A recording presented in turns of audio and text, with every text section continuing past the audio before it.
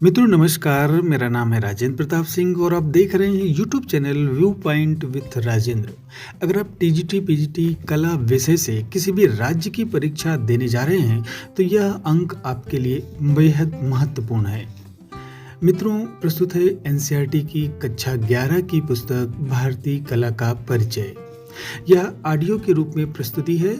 NCERT की किताबें KVS, NVS और डी ट्रिपल एसबी की टीजीटी कला की परीक्षा के लिए बेहद महत्वपूर्ण है। साथ ही अन्य राज्यों की कला की परीक्षाओं के लिए भी यह महत्वपूर्ण है। आइए जानते हैं परवर्ती भित्ति चित्रण की परंपराओं के बारे में। अजंता के बाद भी चित्रकला के बहुत कम पुरास्थल बचे हैं जो चित्रकला की परंपरा के पुनर्निर्माण के लिए बहुमूल्य साक्ष्य प्रस्तुत करते हैं। यह भी ध्यान देने योग्य बात है कि प्रतिमाएं अधिकतर पलस्तर और रंग रोगन की हुई थीं। गुफाएं खोदने की परंपरा भी अनेक ऐसे स्थानों पर चलती रहीं जहां मूर्तिकला और चित्रकला दोनों का एक साथ उपयोग होता रहा। आइए जानते हैं बादामी गुफा के बारे में। एक ऐसा स्थल कर्नाटक राज्य में स्थित बादामी है। यह चालुक्य वंश के आरंभिक राजाओं की राजधानी थी, जिन्होंने 543 ईस्वी से 598 ईस्वी तक शासन किया था। वाकाटक शासन के पतन के बाद चालुक्यों ने दक्कन यानी कि दक्षिण भारत में अपनी सत्ता स्थापित की। चालुक्य नरेश मंगलेश ने बादामी गुफाओं की खुदाई का संरक्षण किया। वह चालुक्य नरेश पुलकेशिन प्रथम का छोटा पुत्र और कीर्तिवर्मन प्रथम का भाई था। गुफा संख्या 4 के शिलालेख में 578 से 579 ईस्वी का उल्लेख मिलता है और यह भी बताया गया है कि गुफा बहुत सुंदर बनी थी और विष्णु की प्रतिमा को समर्पित की गई थी। इसलिए यह अनुमान लगाया जा सकता है कि यह गुफा इसी युग में खोदी गई थी और इसका संरक्षण राजा मंगलेश वैष्णव धर्म का अनुयायी था। अतः आमतौर पर इस गुफा को विष्णु गुफा के नाम से भी जाना जाता है। इसमें सामने के मंडप की मेहराबदार छत पर चित्रकारी का सिर्फ एक ही अंश बचा है। इस गुफा में चित्रों में राजमहल के दृश्य चित्रित किए गए हैं। इसमें एक ऐसा दृश्य चित्रित किया गया है जिसमें कीर्तिवर्मन, जो कि पुलकेशिन प्रथम का पुत्र और मंगलेश का बड़ा भाई था, अपनी पत्नी और सामंतों के साथ एक नृत्य का आनंद लेता हुआ दर्शाया गया है। दृश्य फलक के कोनों की ओर इंद्र और उसके परिकरों की आकृतियां हैं। शैली की दृष्टि से कहा जाए तो यह चित्र दक्षिण भारत से अजंता से लेकर बादामी तक की भित्ति चित्र परंपरा का विस्तार है। इसकी लयबद्ध रेखाएं, धारा प्रवाह रूप और चुस्त संयोजन कला की कुशलता और परिपक्वता के सुंदर उदाहरण हैं, जो ईसा की 6वीं शताब्दी के कलाकारों में पाई जाती थी। राजा और रानी के रमणीय एवं लावण्य मुखमंडल हमें अजंता की चित्रण शैली की याद दिलाते हैं। उनकी आँखों के गर्तिका, बड़े आँखें आधी मीची और होंठ आगे की ओर निकले हुए दिखलाए गए हैं। यह ध्यान देने की बात है कि चेहरे के अलग अलग हिस्सों की बाहरी रेखाएं सुस्पष्ट हैं और संपूर्ण चेहरे को सुंदरता प्रदान करती हैं। इस प्रकार कलाकारों ने साधारण रेखाओं के जरिए संपूर्ण आकृति को भव्य बना दिया है। पल्लव, पांड्य और चोल राजाओं के शासनकाल में भित्ति चित्र। उत्तर चित्रकला की परंपरा पूर्ववर्ती शताब्दियों में पल्लव, पांड्य और चोल वंशीय राजाओं के शासनकाल में दक्षिण भारत में आगे तमिलनाडु तक फैल चुकी थी। अलबत्ता उसमें क्षेत्रीय अंतर अवश्य पाए जाते थे। पल्लव राजा, जो दक्षिण भारत के कुछ हिस्सों में राज सत्ता में आए थे, बड़े कला प्रेमी थे और कलाओं के संरक्षक थे। महेंद्र वर्मन प्रथम, जिसने 7वीं शताब्दी में राज किया था, उसने पनामलई, मंडगपट्टू और कांचीपुरम में मंदिरों का निर्माण करवाया था। मंडगपट्टू के शिलालेख में कहा गया है कि महेंद्र वर्मन प्रथम अनेक उपाधियों से विभूषित था, जैसे कि विचित्र चित्त, चित्रकार पुली, चैत्यकारी। इन उपाधियों से पता चलता है कि महेंद्र वर्मन प्रथम कला संबंधी गतिविधियों में बहुत दिलचस्पी रखता था। इन मंदिरों में पाए जाने वाले चित्र भी महेंद्र वर्मन प्रथम की प्रेरणा से ही बनाए गए थे। हालांकि अब उन चित्रों के कुछ अंश ही बचे हैं। पनामलई देवी की आकृति लालित्यपूर्ण बनाई गई है। कांचीपुरम मंदिर के चित्र तत्कालीन पल्लव नरेश राज सिंह के संरक्षण में बने थे। अब तो उन चित्रों के कुछ अंश ही उपलब्ध हैं, जिसमें सोम स्कंद को चित्रित किया गया है। इन चित्रों के चेहरे गोल और बड़े हैं। रेखाओं में लयबद्धता पाई जाती है। पूर्ववर्ती काल के चित्रों की तुलना में इन चित्रों में अलंकरण की मात्रा अधिक है। धड़ का चित्र पहले जैसा ही है, मगर अब उसे लंबा बना दिया गया है। जब पांड्य सत्ता में आए तो उन्होंने भी कला को संरक्षण प्रदान किया। तिरुमलईपुरम की गुफाएं और सित्तनवासल स्थित जैन गुफाएं इसका जीवंत उदाहरण है। तिरुमलईपुरम के चित्रों में कुछ टूटी हुई परतें देखी जा सकती हैं।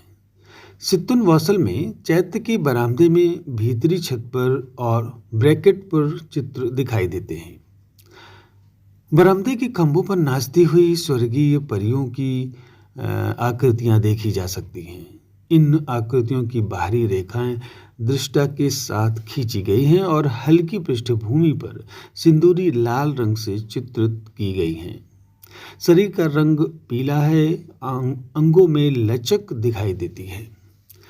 नर्तकियों के चेहरों पर भावों की झलक है। अनेक गतिमान अंगों प्रत्यंगों में लयबद्धता है।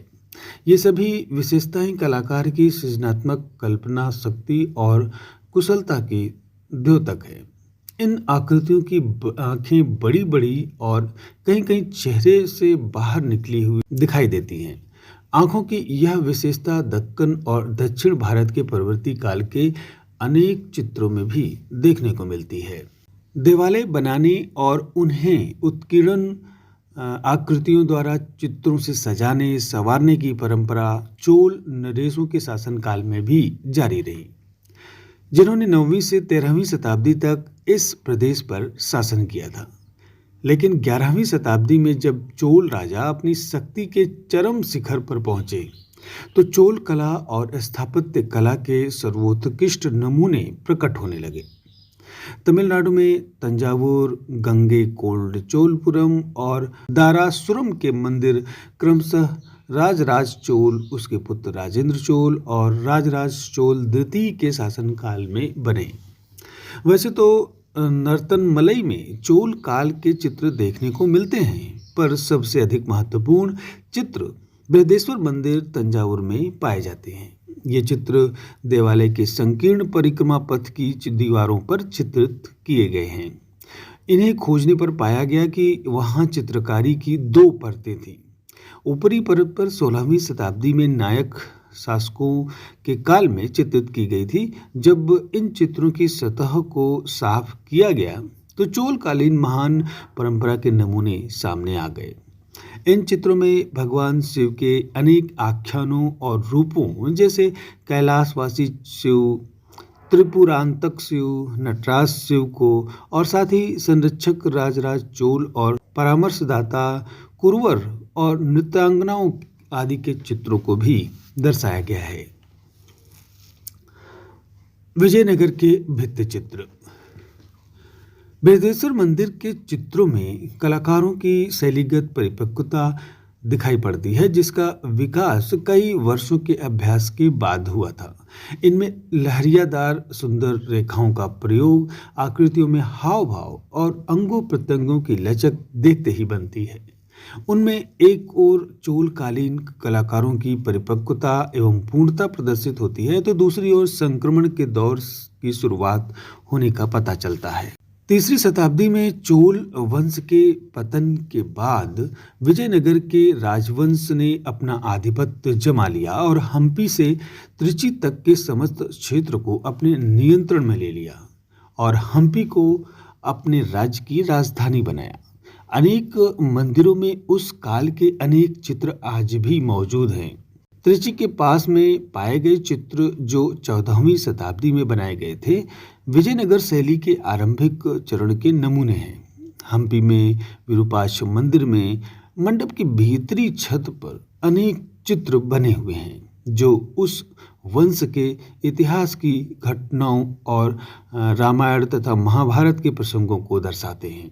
अनेक महत्वपूर्ण चित्रफलकों में से एक चित्र में बुक्का राय के आध्यात्मिक गुरु विद्यारण्य को एक पालकी में बैठाकर एक शोभा यात्रा में ले जाया जा रहा है।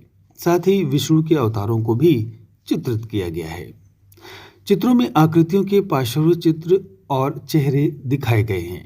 आकृतियों की आंखें बड़ी बड़ी और कमर पतली दिखाई गई है। आधुनिक आंध्र प्रदेश में हिंदूपुर के पास लेपाक्षी में वहां के शिव मंदिर की दीवारों पर विजयनगरी चित्रकला के शानदार नमूने देखने को मिलते हैं।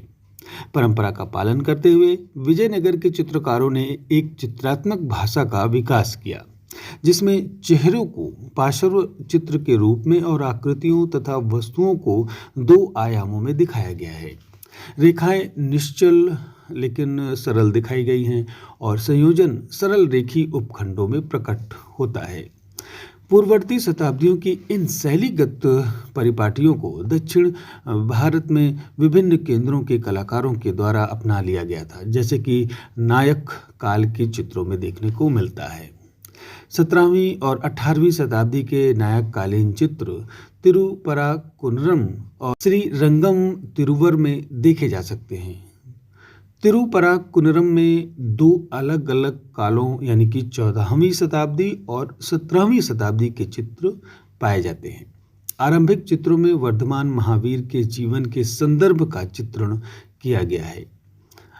नायककालीन चित्रों में महाभारत और रामायण के प्रसंग और कृष्ण लीला के दृश्य भी चित्रित किए गए हैं।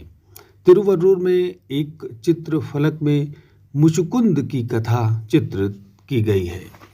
चिदंबरम तमिलनाडु में अनेक चित्र फलकों में शिव और विष्णु से संबंधित कथाएं चित्रित हैं। शिव को भिक्षाटन मूर्ति और विष्णु को मोहिनी रूप आदि में चित्रित किया गया है। तमिलनाडु के अर्काट जिले में चेंगम स्थल पर स्थित श्री कृष्ण मंदिर में 60 ऐसे चित्रफलक हैं जिनमें कथाओं का चित्रण किया गया है।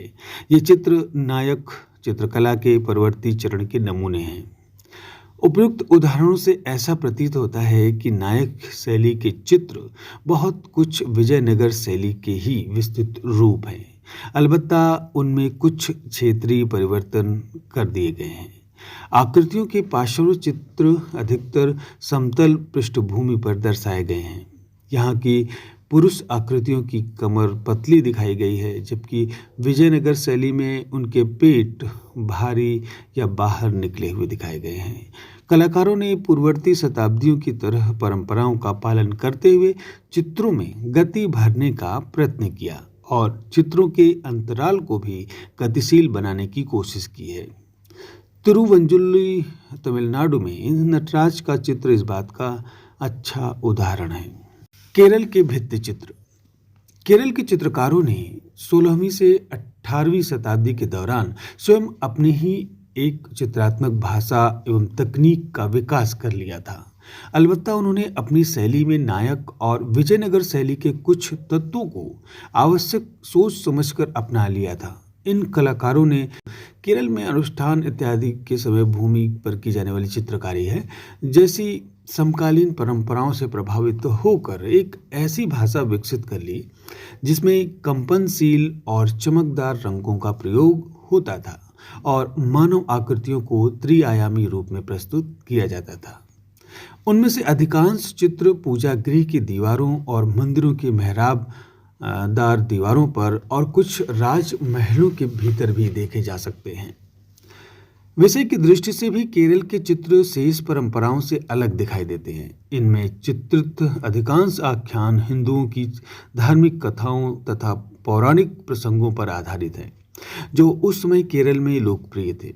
ऐसा भी प्रतीत होता है कि कलाकारों ने अपने चित्रण के विषय के लिए रामायण और महाभारत के स्थानीय रूपांतर और मौखिक परंपराओं को आधार बनाया गया था।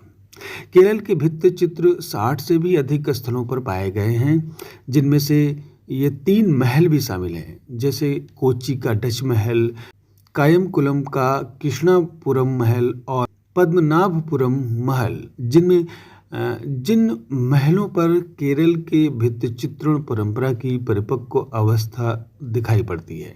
वे हैं पुंडरीकपुरम का कृष्ण मंदिर, पनायनर कावू तिरुकोडीनाथम, त्रिपरयार का श्री राम मंदिर और त्रिशूर का वडक्कुनाथ मंदिर।